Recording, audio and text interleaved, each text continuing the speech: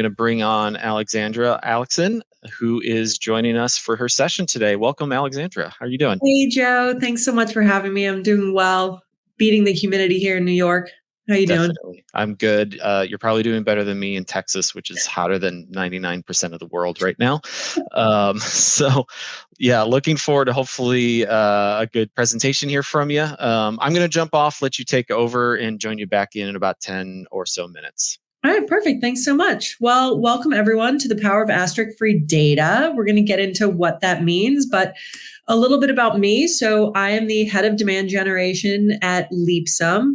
Leapsome is a people enablement platform, and basically we help companies track OKRs, performance reviews, employee engagement through surveys, and we're able to bring all of that together to connect it back to some really powerful career pathing. So if you're interested in that, hit me up after this. But so my interesting fact is that I can MacGyver almost anything I need to.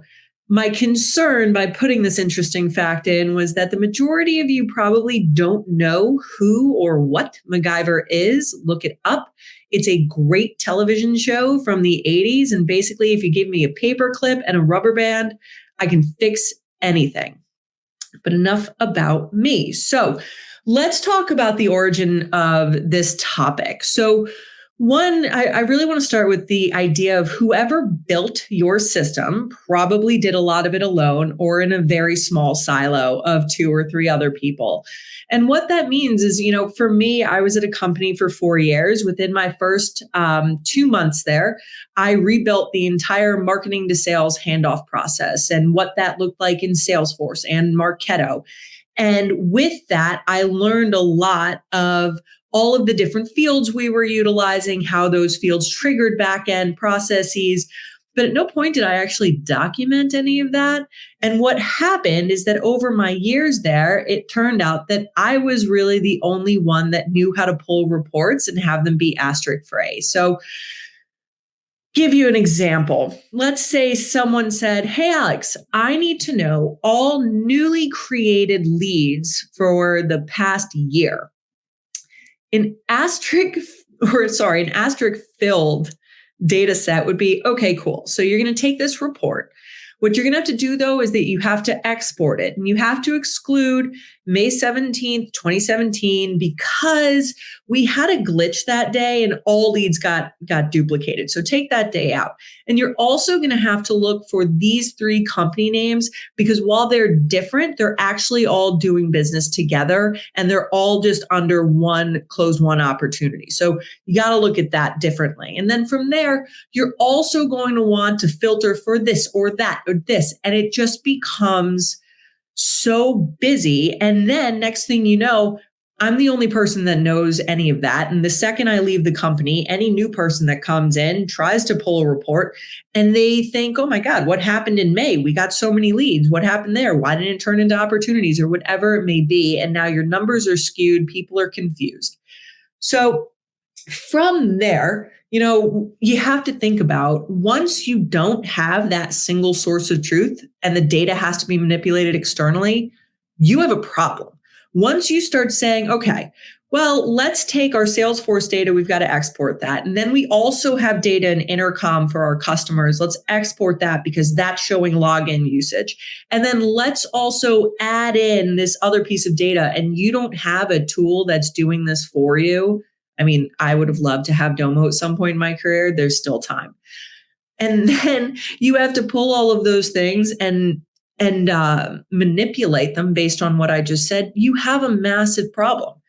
Now, this is also almost impossible to avoid these days.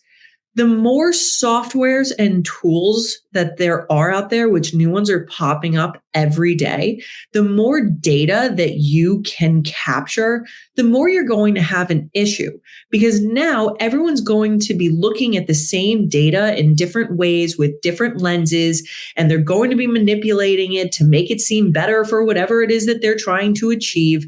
So let's talk about what this looks like going forward. First and foremost, to fix this, a decision needs to be made about a single data source. Now, you're all probably thinking, well, that's so simple. Of course, a decision. Someone can make a decision.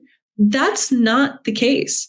And I will give you a real life example. Let's say that your company is currently using HubSpot, and you're using HubSpot for your CRM and for your marketing automation.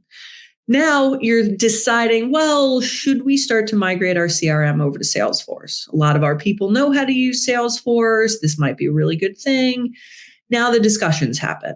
The discussions between your leadership team, the discussions on your executive team. Okay, now you've got your frontline managers and the people that roll up to them thinking, oh, wait, we think Salesforce might be happening. So let's put a pause on kind of making these changes at HubSpot.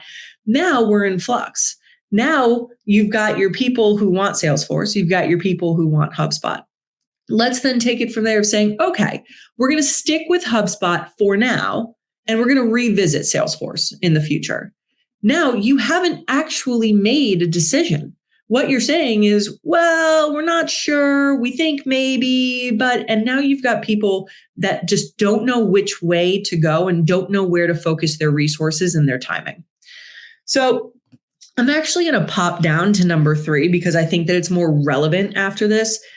Once that decision is made and you actually have to make it and say, all right, you know what? We're putting a pause on Salesforce. We are 100% going forward with HubSpot. We know we have a bunch of employees who are better in Salesforce than HubSpot. So this is what we need to do. We need to invest in training. We need to spend some money and some time making sure that our employees who need to utilize this to get their jobs done feel as comfortable in this system of record that they would have if we had had another tool. And then with that, documentation is necessary. And this sounds, again, so easy, but it's not. It gets convoluted. It gets confusing. Who's going to be doing the documenting? What take of the documentation are they really going to be writing for? Because someone in RevOps is going to be looking at things different than someone in marketing or sales or CS, and they will be forgetting about different aspects of each of these things. On the marketing side, I care about the time from lead engagement to sales reaching out to opportunity open to opportunity closed.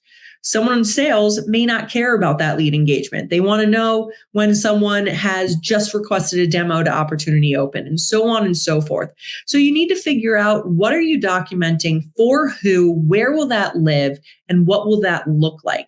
So then you get to a place that you have a new joiner 5 years from now, and they have all of the data that they need to know, all right, if I start to pull historical information, I know that this field was utilized for this specific thing back when, your MQL had this specific definition. Fantastic.